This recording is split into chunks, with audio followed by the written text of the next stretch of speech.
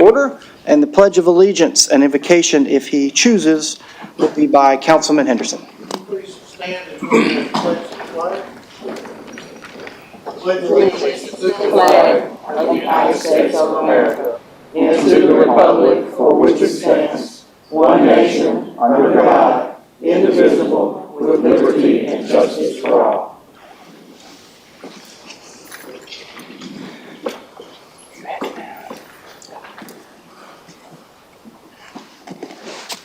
Thank you, Mr. Chair. I want to share something tonight that has really challenged me over the last couple of weeks. I'm going to start with Matthew chapter 22, verse 36.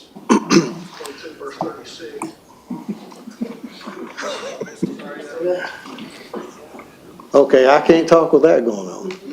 We got it fixed? You're good. Okay, thank you. So when asked, "Teacher, which is the greatest commandment in the law?" Jesus replied, "Love the Lord your God with all your heart, with all your soul, and with all your mind.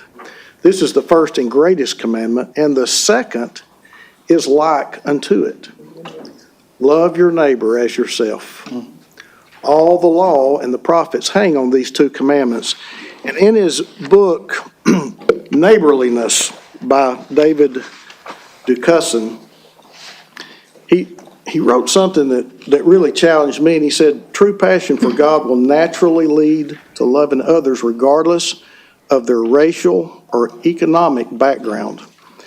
If a natural outflow of our faith is a homogeneous circle of friends, we are missing a key component in the life of faith. Race and economics have divided our communities and churches for far too long. The gospel compels us to learn how to explore matters of race, economics, friendship with grace and patience. If we're going to exercise life-giving and God-honoring relationships across dividing lines, we must first look inward.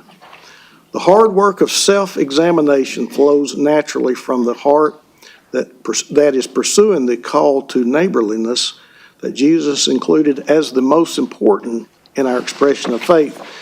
And Austin Channing Browning took it a step further in the book, I'm Still Here, and said this: "Without people of color in key positions, influencing topics of conversation, content, direction, and vision, whatever diversity is included is still essentially white. It just adds people of color like sprinkles on top. The cake is still vanilla." In thinking about how to achieve one Chattanooga, this has certainly challenged me, and hopefully it'll challenge all of us to thoughtfully consider how we can achieve this goal. Would you bow with me in prayer? God, in trying to bridge the racial divide, the economic divide that exists in Chattanooga, and in trying to achieve one Chattanooga, help this body to have prophetic imagination in achieving this goal. Amen. Amen. Thank you, Councilman. We do have a special presentation this evening. Madam Vice Chair. Yes, thank you so much, Chairman. I appreciate you. Thank you, Councilman Henderson, for those words. Today, we're honoring a wonderful District 7 resident, former resident, I guess, lifelong resident, St. Elmoian. Proclamation for educator Doris Bruce Kelly. And if her family is here, could you stand, please? I thank you so much for coming, and I appreciate you all so much. I have a proclamation for her, and then I'll present you with her commemorative sign. You come on up if you have her picture. Oh, that's Come on up, great. please. Thank you. That's awesome. This is so exciting. Yes. Thank you. So I want to present this proclamation. It reads, Chattanooga City Council Proclamation. Whereas Ms. Doris Bruce Kelly was a lifelong resident of the historic St. Elmo District, living there for over 103 years. Whereas Ms. Kelly was educated in the Chattanooga Public Schools, graduated from Howard High School. She attended Tennessee A&I State University, Tennessee State University, where she received both bachelor's and master's degrees. While at Tennessee State, she joined Alpha Kappa Alpha Sorority Incorporated, in which she was an active member for more than 80 years. Whereas she was a member of the First Baptist Church of East 8th Street, where she served as vice chairman of the trustee board for many years. Whereas she was a lifelong educator, teaching business classes at Howard High School teaching business classes at Howard High School and collaborating with corporate partners like Blue Cross Blue Shield of Tennessee to create school-to-work transition internships for students. She took an assignment as a UNISERV representative for the Tennessee Education Association. Whereas she held a life membership with the National Education Association and was the first female African-American president of the Chattanooga Education Association. She continued her servitude in the Retired Teachers Association for many years after her retirement. Whereas Ms. Kelly gave her talents and resources to others freely, living by the precept, if I can help somebody along as I walk along, then my living shall not be in vain. Now, therefore, I, Rakita Dolly, Vice Chair of the Chattanooga City Council, do hereby extend the deepest gratitude for a lifetime of selfless service to Ms. Doris Bruce Kelly. She was an award-winning educator, prominent leader, and faithful servant of God who made an incredible impact on many lives while also making profound history throughout Chattanooga and beyond. Thank you so very much. Thank you very much.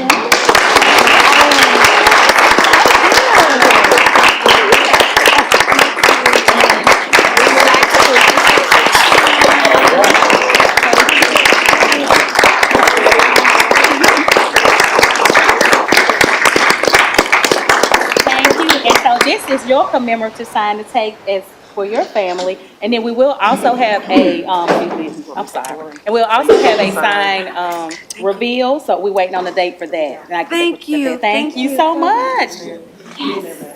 Thank you. May we get a picture? Yeah, go ahead, go ahead. Yes. Barbara, thank you so much. Okay. Thank you. Thank you again. Thank you. You honored us. Thank you. All right. Thank you, Madam Vice Chair. That was, I appreciate that. We all do. Thank you. We'll take a motion on our minutes. The minutes are without objection. They will stand. Order of business for City Council ordinances on final reading, planning item A and B. Let's take those separately. Madam Clerk, please. An ordinance to amend Chattanooga City Code, Part 2, Chapter 38 zoning ordinance, so as to rezone property located at 1622 Brad Street from R1 residential zone to RTZ residential townhouse zero lot line zone, subject to certain conditions. This is a final read, actually. Yeah. Councilwoman Knoll, you have the floor, ma'am? Thank you, Mr. Chair. I would like to move to defer this for one more week, if that's possible. I think the young man tried to reach out to me today, and I tried to reach him, and we kind of played phone tag there for a minute. So if you will allow me one more week until the 14th. We have a motion to defer until February 14th. There's a second to that motion. Questions or comments before we vote? All those in favor say aye. Aye. Opposed? Item is deferred till February 14th. This will be a good time to announce that our February 14th meeting will start at 4 p.m., not 6 p.m. It is Valentine's Day. And our agenda session will start at 2:30. We've notified that at our strategic planning session, our 3:30 session, and now on our 6 o'clock meeting. So thank you very much. Item B, Madam Clerk. An ordinance to amend Chattanooga City Code, Part 2, Chapter 38 zoning ordinance, so as to rezone properties located at 612 Dotson Avenue and an unaddressed parcel in the 600 block of Dotson Avenue from R2 residential zone to RTZ residential townhouse zero lot line zone, subject to certain conditions. This is a final read. Councilwoman Knoll? Move to approve. I have a motion to approve. Second. I have a second to that motion. Questions or comments before we vote? All those in favor say aye. Aye. Opposed? Item carries on a final read. Public Works, item C. Madam Clerk, please. An ordinance closing and abandoning a portion of the unopened right-of-way adjacent to the 1500 block of South Lyerly Street as detailed on the attached map, subject to certain conditions. This is in District 9. Councilwoman Coonrod, I do have a motion to approve. I have a second to that motion. Questions or comments before we vote? All those in favor say aye. Aye. Opposed? Item does carry. Ordinances on first reading tonight, we have none. And resolutions, we'll move into fire. Item A, please. A resolution authorizing the fire department to apply for and, if awarded, accept a grant from the 2022 Assistance to Firefighters Grant, AFG, which is funded through the Federal Emergency Management Agency, FEMA, to purchase 2 vehicles, including a light and air combination trailer and a full-size van to be used as a rehabilitation unit to enhance regional response capability, but would be deployed locally with the city's 10% match up to $35,600 for an amount not to exceed $356,000. Councilman Henderson, followed by Councilman Smith. Move for approval. Second. I have a motion to approve. I have a second to that motion. Questions or comments before we vote? All those in favor say aye. Aye. Opposed? Item carries. Legal, item B, Madam Clerk. A resolution authorizing and directing the clerk of the council to advertise for public hearing on March 14, 2023, the annexation of certain property containing approximately 1.27 acres, more or less, in Hamilton County, Tennessee, which is lying contiguous to the present corporate limits of the city of Chattanooga, adjacent to Clark Road, the property owner of which area, TP Chattanooga Property LLC, has petitioned the city of Chattanooga to be annexed. Dr. Burrs. Move approval. I have a motion to approve. I have a second to that motion. Questions or comments before we vote? All those in favor say aye. Aye. Opposed? Item carries. Under Public Works, Transportation, item C, please. A resolution authorizing the Department of Public Works to erect commemorative secondary street name signs on West 46th Street from Tennessee Avenue to the dead end, designating this section of West 46th Street as commemorative Doris Bruce Kelly Way. Madam Vice Chair. It is my honor to move to approve. I have a motion to approve. I have a second to that motion. Questions or comments before we vote? All those in favor say aye. Aye. Opposed? Thank you all. Thank y'all so much. Thank you. All right. Purchases this evening. That concludes our ordinances and resolutions for the evening.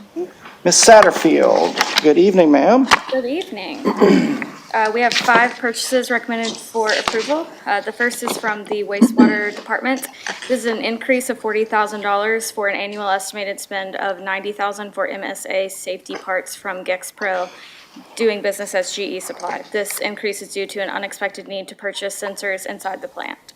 Second is from the Fleet Management Division of Public Works. This is an increase of $50,000 for an annual estimated spend of $300,000 for equipment maintenance and repairs from Stowers Machinery Corporation. This increase is due to unexpected and unscheduled repairs that need to be made to heavy equipment. The third is also from Fleet Management Division of Public Works. This is an increase of $20,000 for an annual estimated spend of $200,000 for equipment maintenance and repairs from Power Equipment Company. This increase is due to unexpected and unscheduled repairs that need to be made to heavy equipment.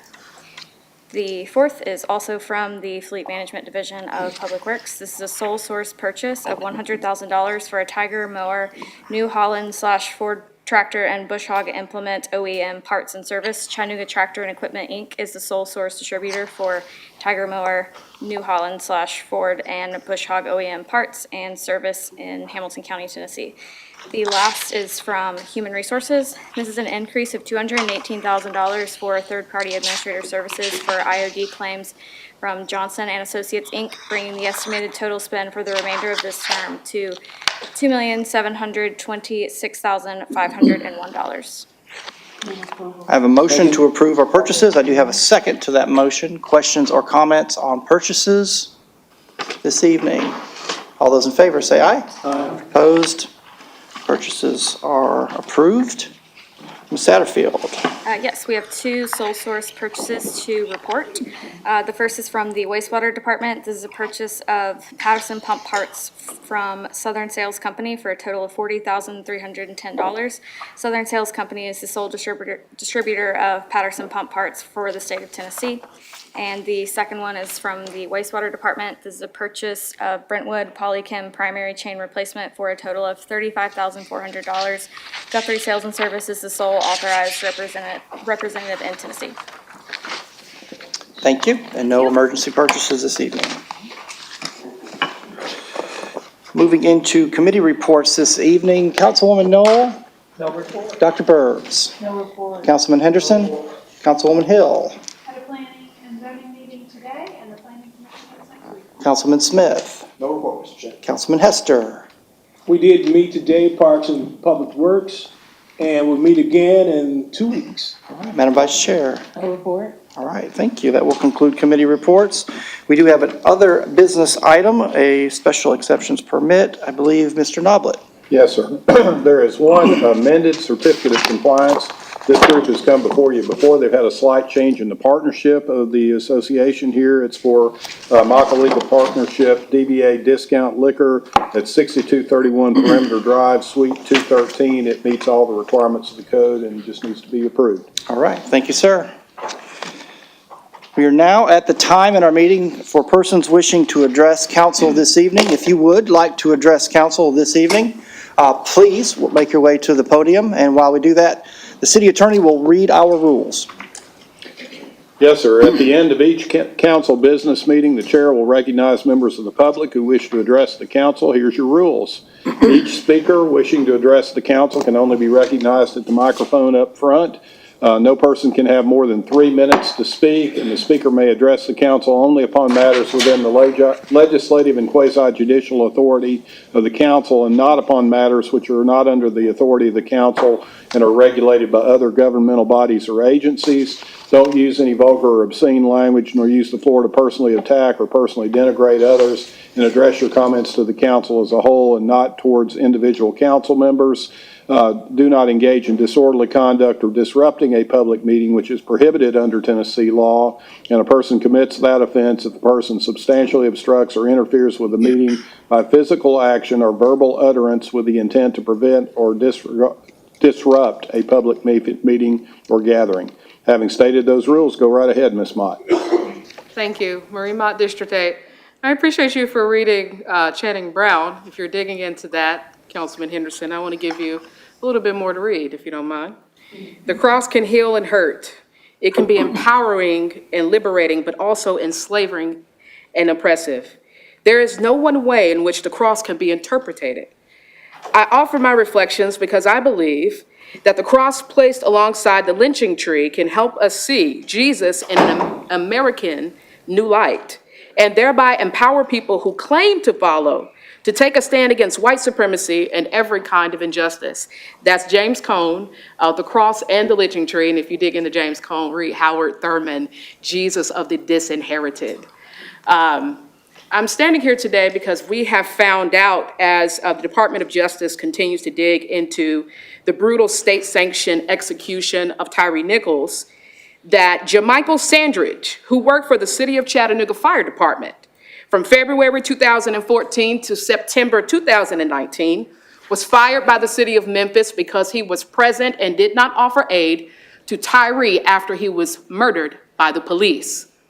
What that says is that the fingerprints of the talent produced in Chattanooga is on the crime scene, the murder, the execution of Tyree, and we are complicit in what happened across the state. I can say that because I have come before this body, I cannot believe, 7 years of my life. That's a long time to be civically engaged as a millennial. And I have talked consistently about police brutality, police corruption for a long time. As a matter of fact, before we had Desmond Logan and the impending cover-ups of the rapes, before we had Frederica Wolf, who got beat in a traffic stop, Diana Watchchild, who was 14 years old, that got pulled out of a car. It's been so many people that I have come up here. Some of you have been here for 2 terms or more. Some of you are new. But I've talked about this for years to try to open up your ears and compel you to care about not just Black lives, but to care about the people and to care about our tax dollars and how they're being spent and how we're getting to the root causes of problems or if we're dancing around them. And we see that even our silent complicitness in what is going on has led to the death of a skateboarder and a man who just liked to take pictures. My God, if we don't change some things here at home, we are producing talent that is going elsewhere and practicing white supremacy and killing people in our name.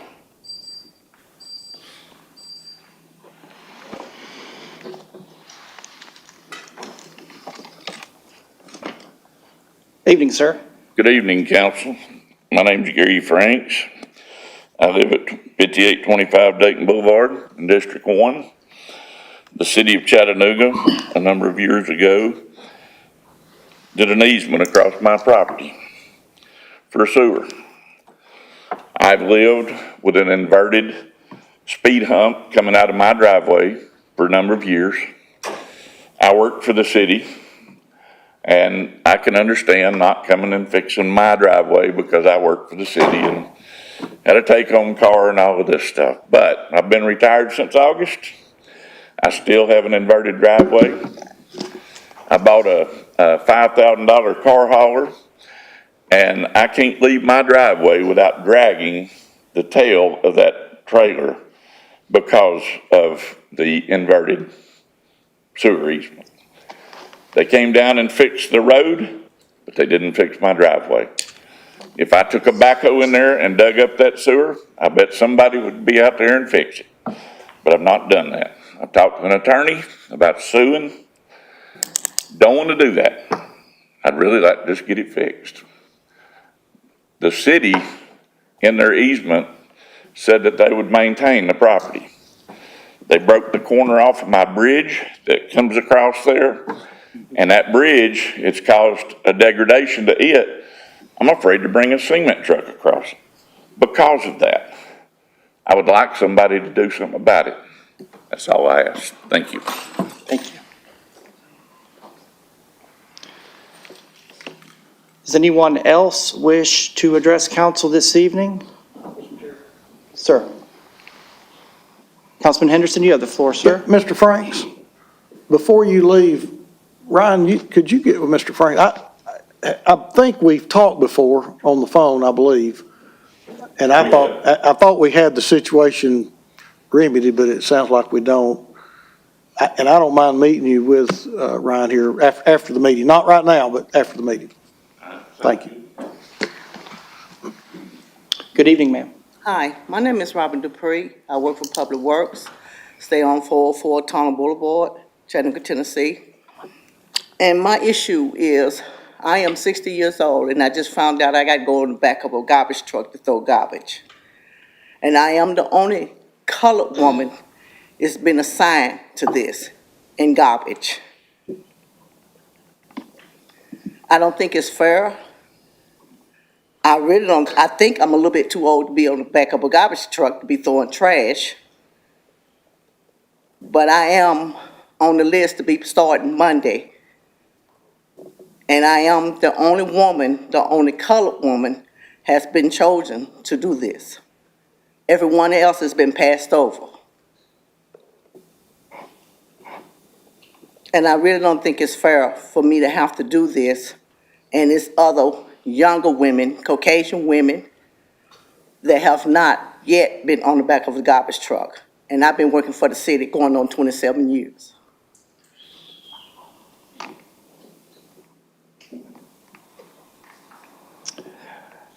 Would you please talk to Mr. Ewald, who's right behind you, our interim director of Public Works? Yes, Thank you, ma'am. and thank you all too. Yes, ma'am. Does anyone else wish to address council this evening? Council, I am seeing no other. We have a motion to adjourn. We are adjourned.